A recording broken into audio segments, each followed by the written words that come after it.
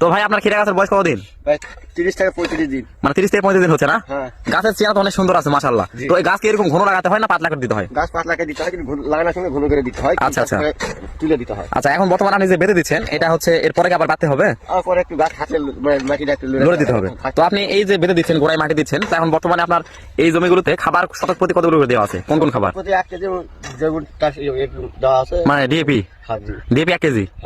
আর মানে পটাশ সার? পুরো পটাশ সার মানে দেওয়া আছে সব কিছু মিলে ওই 2.5 কেজি পড়ে গেছে। মানে শতক প্রতি ডিএপি, পটাশ এবং অন্যান্য সার মিলে 2.5 কেজি পড়ছে। হ্যাঁ। আর দেখতেছি যে দেখেন জৈব সার প্রচুর পরিমাণে দিচ্ছেন। দেখেন হ্যাঁ। এই দেখেন জৈব সারগুলো দেখেন, দর্শক বন্ধু দেখতে পারেন সবগুলো থেকে জৈব সার প্রচুর পরিমাণে দেওয়া আছে। তো এইভাবে দিলে খিরা আর কতদিনের মধ্যে ধরবে? ওই মাস খানিকের মধ্যে আর কি 30 থেকে 35 দিনের মধ্যে পাওয়া যাবে। মানে খিরা হারভেস্ট করা যাবে, অর্থাৎ রোজার মধ্যে হারভেস্ট করা যাবে। হ্যাঁ, জি। আচ্ছা, ধন্যবাদ।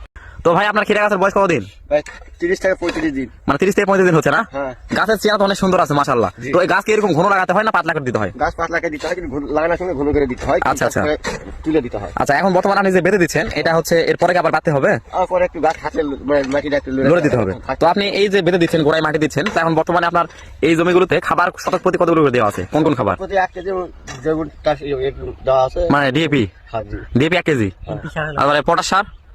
পুরো পটাশ সার দেওয়া আছে সব কিছু মিলে ওই 2.5 কেজি পড়ে গেছে। মানে শতক প্রতি ডিএপি, পটাশ এবং অন্যান্য সার মিলে 2.5 কেজি পড়ছে। হ্যাঁ। আর দেখতেছি যে দেখেন জৈব সার প্রচুর পরিমাণে দিচ্ছেন। দেখেন হ্যাঁ। এই দেখেন জৈব সারগুলো দেখেন, দর্শক বন্ধু দেখতে পারেন সবগুলো থেকে জৈব সার প্রচুর পরিমাণে দেওয়া আছে। তো এইভাবে দিলে খিরা আর কতদিনের মধ্যে ধরবে? ওই মাস খানিকের মধ্যে আর কি 30 থেকে 35 দিনের মধ্যে পাওয়া যাবে। মানে খিরা হারভেস্ট করা যাবে, অর্থাৎ রোজার মধ্যে হারভেস্ট করা যাবে। হ্যাঁ, জি। আচ্ছা, ধন্যবাদ।